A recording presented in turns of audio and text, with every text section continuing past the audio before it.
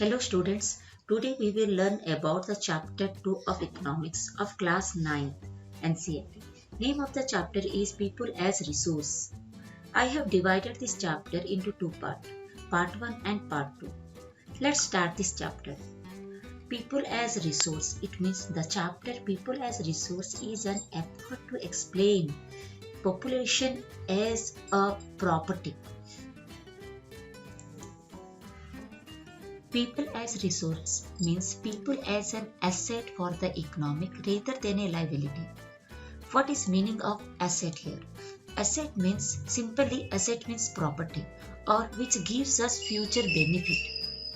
Or an asset is a something containing economic value. For example, here land, machines, all are known as asset. Here, what is meaning of liability? Simply, liability means loan. A liability is something a person or a company owns, usually a sum of money. Liability is any type of borrowing from people or person or banks for improving a business or a personal income that is payable during a short or a long time. Now, here human capital means it refers to the stock of skill and productivity knowledge embodied in the people. What is meaning of this sentence? Generally, human capital means it is a stock of skill, ability, expertise, education and knowledge involved in the people. It means population become a human capital when there is an investment made in the form of education and training and medical care. People. Working people means skilled, trained, educated people to whom productivity power of a country is developed. Simply, working people means skilled and productive people. It means people have the productive skill and ability. The product aspect emphasizes its ability to contribute to the creation of the gross national product. What is meaning of gross national product? The short form is known as GNP. Gross national product is an estimate of total value of all the final goods and services turned out in a given period of time of a country. What is meaning of final goods? I will explain in an example. We will buy a bread in a shop which is made by wheat flour, sugar, yeast, anything. Here the bread is known as final product. Why? Because it gives some economic value to us.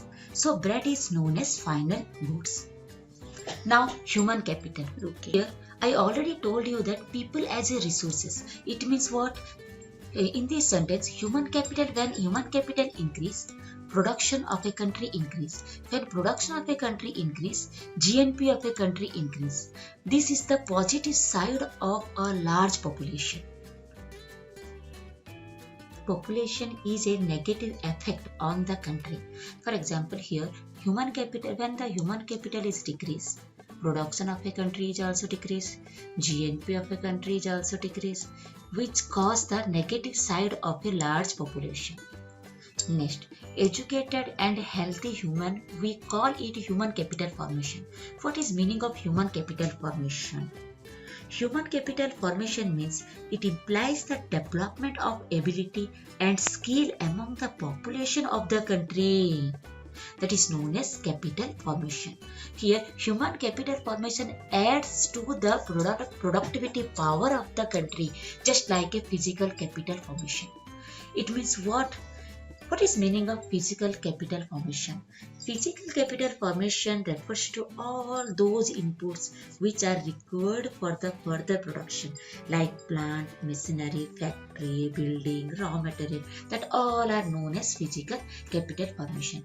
It means if the human capital is increased, then automatically the production of a country is increased. Then when production of a country is increased, GNP of a country is also increased. It means automatically a country will be developed. Investment in human capital.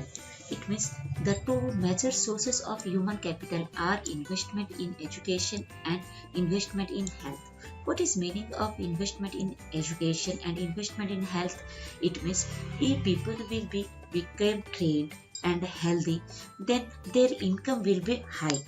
This can be seen directly in the form of higher incomes earned because of a higher productivity of the more educated or the better trained person, as well as a higher productivity of the healthier. This picture shows about the Japan, where Japan have invested more in human resources.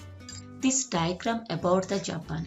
How did Japan become a rich or developed? Here in Japan, natural resources are so limited, but the Japan gives more emphasis on human resources. Here human resources is more. Again, human resources is divided into two parts. One is depending people, another is working people.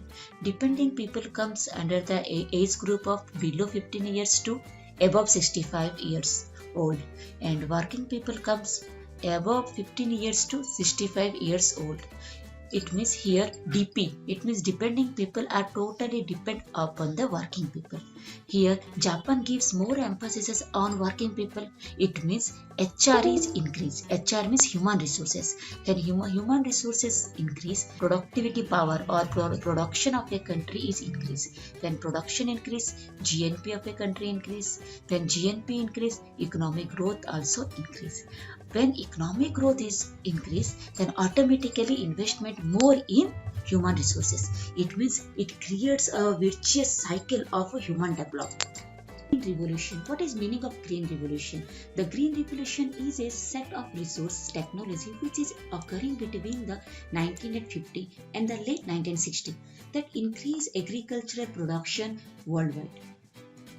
India Green Revolution is a dramatic example how the input of a greater knowledge in the form of improved production technologies can rapidly increase the productivity of scarce land resources.